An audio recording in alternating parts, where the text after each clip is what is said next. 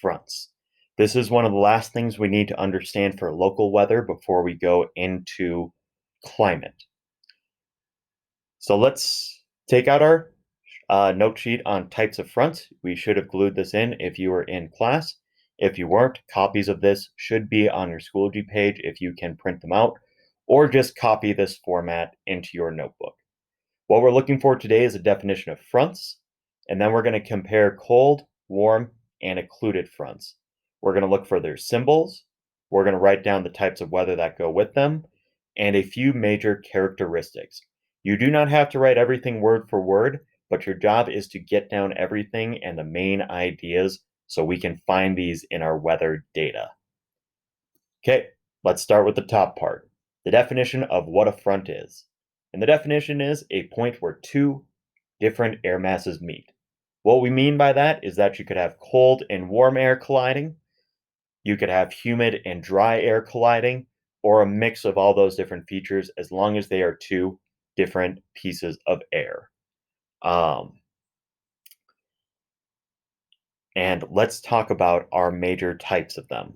The first one is probably the most dramatic. It is the cold front. The symbol for a cold front is a long blue line with triangles on the outside of it. Make sure you have this drawn with the triangles. Please get a blue marker or pen if you can, but at the very least, get the triangles drawn in. What it is a cold air mass pushes under a warm air mass. Remember, cold air is denser than warm air because cold air, the particles are more close together. The weather that comes with these is that these are going to be severe showers, thunderstorms, severe thunderstorms, and a lot of other types of severe weather. But it's only going to last a short period of time. So very quick, very powerful events. And that leads us into the last box, cold front characteristics. First thing, they last a short amount of time. When they go through, they are going to decrease the humidity wherever they go. So if a cold front came over us here in Aurora, the humidity would drop for a short amount of time. Also, because that cold air is sinking underneath, it is going to decrease the temperature for a short amount of time. So if we had a cold front come through here in the winter time, it might be 40 degrees 1 hour. A couple hours later, it might drop down to 20 or 10. And these are going to bring moderate to high winds because these are such short and powerful events. So these are the major characteristics that should go in that bottom box. Here's a good way to show it. Here we've got this bubble of cold air. It's pushing down into this warm air in front of it. As it pushes down, it's going to quickly push up that warm air into a storm cloud, also called a cumulonimbus or thunderhead. And that's going to create very short, powerful storms. Something else that can happen with these is that the wind direction can change as the cloud passes over. Here you can see the rain's falling in one direction and then it's falling in the other on the other side. That's actually fairly common for winds to shift in a cold front, at least in the local area.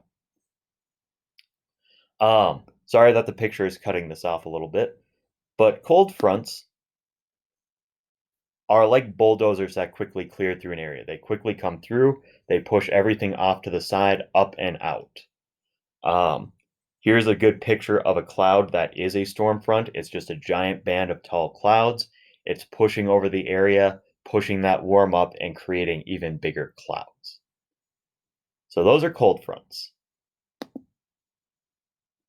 The companion to these are warm fronts. And this is when a warm air mass slowly moves over a cold air mass. So that warm air is going to slowly rise up over. As it does, that air is going to cool off and then form condensation and precipitation. These are longer lasting. They bring rain, snow, but it's not very severe. You can get a lot of rain and snow out of these, but it's not like a 1 hour storm that comes through and destroys the area instantly. This is something that takes days to go through.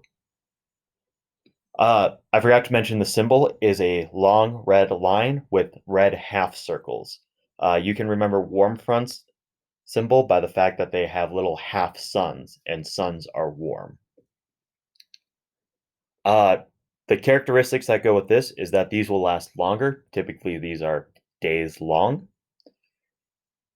You can expect an increase in humidity of the air, so there will be more moisture in the air. You can expect an increase in temperature, not always, but it is possible and pretty common. And then you have light to moderate winds. So warm fronts, you still see weather and rain, but it's very tame compared to a cold front. Again, what's happening here in this picture is that we've got some clouds that are forming big on the bottom. As they hit this cold air, they're turning their moisture into rain that's going to slowly fall over this area. And it's going to keep doing that until it finally reaches here. And these clouds build up over time, so as you see things get cloudier and cloudier, that is a hint that you have a warm front. Just like this picture, if you see overcast and every day it seems to be getting cloudier and cloudier, that is a hint that a warm front has or will be coming through your area. Last one, and this is an odd one. These are called occluded fronts or occluded fronts. These lines are purple and they have a triangle and a half circle that go in between the lines. What's happening with these is you've got warm air is sandwiched or stuck between two cold air masses. Think about it like a ice cream sandwich. You have your cold front, which is the cookie part of the sandwich, and then the warm front is the ice cream in the middle. As you press down on the two of them as you're eating it, the ice cream is going to want to go up and out because it's being pushed up.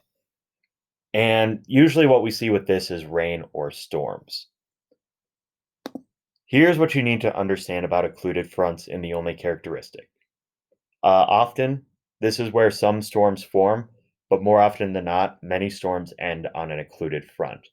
Um, there's just not enough to keep it going. Too much air gets pushed up too quickly, um, and the storm just fizzles out.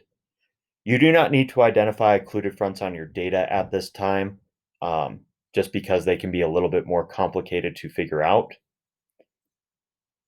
And here's the 3D basically version of this. Like I said, you've got cold air in the front, cold air in the back, and somehow that warm air got stuck in the middle. And just the cold air is going to kind of mush together, force that air up. And as it cools off, all the rain is going to quickly fall down. And that's pretty much all you're going to get out of it. Uh, Sometimes you do get a cumulonimbus or thunderhead, but a lot of times you might just get a little bit of rain or even just some cloud formation that will then fizzle out.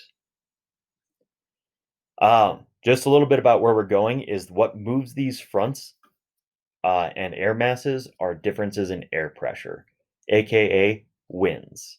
And basically, what wind um, is this giant upside down convection cycle where low pressure systems and high pressure systems are constantly feeding into each other. But that's more for another day. Make sure you go back and fill in any information you missed on the tables. Feel free to talk to your teacher or fellow classmates if you missed anything. Thanks, everyone.